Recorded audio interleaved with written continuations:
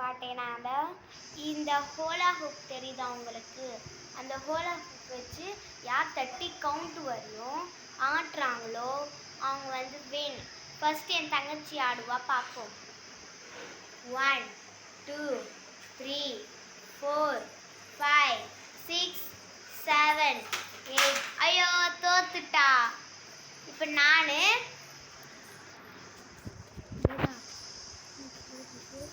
ஆட போகிறேன். 30 கவுண்ட் வரையும். 1 2 3 4 5 6 7 8 9 10 11 12 13 14